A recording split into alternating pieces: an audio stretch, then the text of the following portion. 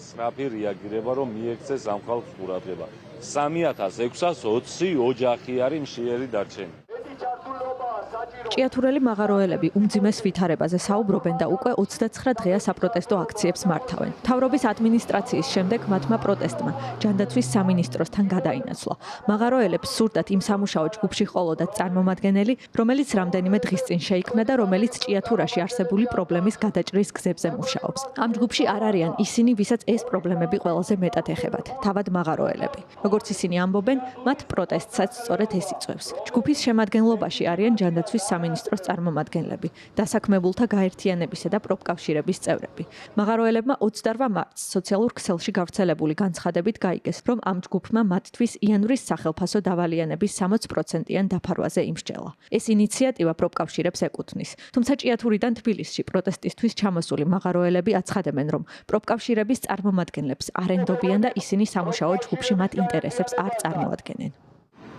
პირველ რიგში დარიგდეს დაკავებული 3 თვის ხელფასი 60%-ის ოდენობით, ასევე მოგვარდეს საბანკო პრობლემები, რადგან აზრი არ აქვს თანხების ჩარიცხვას თუ ბანკებმა წაიღეს ის, რაც არარეალურად არის ნამატი პროცენტი და მეორე მოთხოვნა არის ის, რომ სამხრივი კომისია, რომელიც თურმე უკვე შედგა და იმსჯელეს გარკვეულ საკითხებზე, ამ სამხრივ კომისიაში მშრომელი ხალხის უფლებადამცველი და მშრომელი ხალხის ხმა უნდა იყოს თვითონ მაღაროელები და არა პეტრიაშვილის პროფკავშირები. რაცელა ჯანდაცვის სამინისტრომ განცხადება, რომ პეტრიაშვილის პროფკავშირმა შესთავაზა იანვრისთვის ხელფასის ჩარიცხვას აიღებს საკუთარ თავზე, ეცდება, რომ ბანკიდან აიღოს სესხი და ესე გადაუხადოს მაღაროელებს ხელფასი.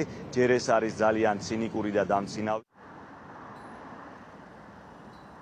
ჯანდაცვის სამინისტროში ევრონიუს ჯორჯიას უთხრეს, რომ სამუშაო ჯგუფის შეხვედრა 27 მარტს შედგა. თუმცა მიზეზს თუ რატომ არ ჩართეს მაღაროელები ამ ჯგუფის მუშაობაში, უწყებაში არ ასახელებენ. თავად პროფკავშირების გაერთიანების ხელმძღვანელი კი ამბობს, რომ მაღაროელები ჯანდაცვის სამინისტროსთან შექმნილი სამუშაო ჯგუფის მუშაობაში ვერ ჩაერთვებოდნენ, რადგან მათ ამის შესაძლებლობას კანონი არ აძლევთ. კოლექტიური ხელშეკრულებით 60%-ის ესე ვთქვათ, მოცდენის შედეგად ანაზღაურება მათ ეკუთვნოდათ და ისინი ვერ იღებდნენ. ეს ინიციატივა იქნა მხარდაჭერილი.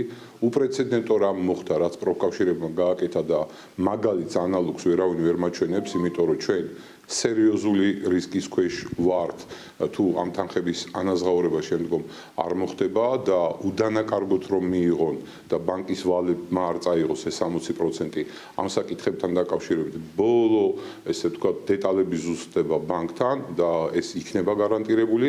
რაც შეეხება შემდგომ თვეებს და კოლექტიური ხელშეკრულებით განსაზღვრულ სხვა საკითხებს, რაც პროფკავშირთან გვაკავშირებს, ესეც როგორც დამსაქმებლების, ისე მთავრობის მხრიდან სრულად იქნა მხარდაჭერილი და ამ საკითხებზე მიმდინარეობს მუშაობა. აქედან გამომდინარე, ღია კარის მტრევას ემსგავსება იმ ერთი ჯგუფის მიერ, ესე ვთქვათ, რაღაც დისკრედიტაციისკენ და ამ ყველაფრის განმავლობისკენ მიმართული ქმედებები. 28 მარტის აქციაზე იმყოფებოდნენ მაღაროელთა ოჯახის წევრები და მხარდამჭერები. მათ მიაჩნიათ, რომ როდესაც დამსაქმებელი დასაქმებულთა შრომით უფლებებს არ ღვევს და მაღაროელები საკუთარი სიმართლის დამტკიცებას ვერ ახერხებენ, საქმეში სახელმწიფო უნდა ჩაერთოს.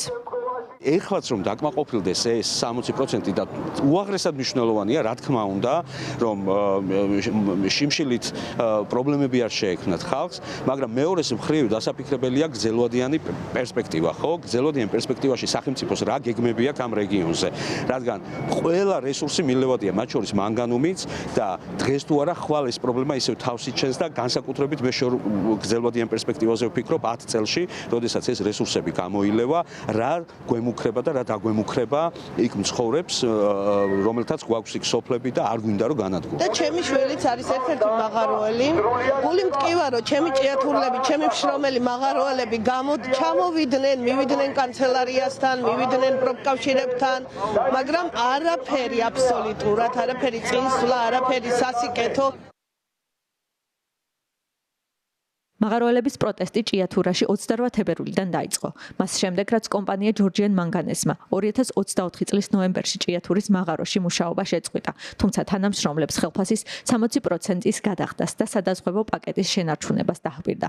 თუმცა როგორც საპროტესტო აქციების მონაწილე მაღაროელები ამბობენ, მათ იანვრიდან ხელფასის 60% აღარ მიუღიათ.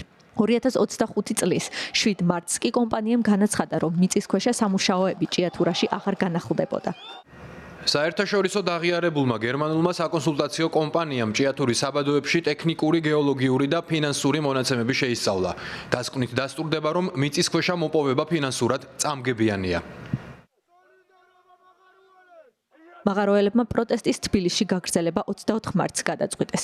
ისინი ამბობდნენ, რომ სურდათ ხელისუფლებას მათი ხმა გაეგო და მათთვის უმძიმესი სოციალური პრობლემების შესახებ მოესმინა. ჯერჯერობით პროტესტის მონაწილეებს ხელისუფლებიდან არავინ გამოხმაურებია. გარდა სახელმწიფო ვალდებულებების შესრულებისა, მაღაროელთა კიდევ ერთი მოთხოვნაა ჭიათურიდან გავიდეს კომპანია Georgian Manganese და საწარმოო პროცესები სახელმწიფომ გადაიბაროს. მაღაროელთა პროტესტი კი გრძელდება როგორც თბილისში, ისე ჭიათურაში.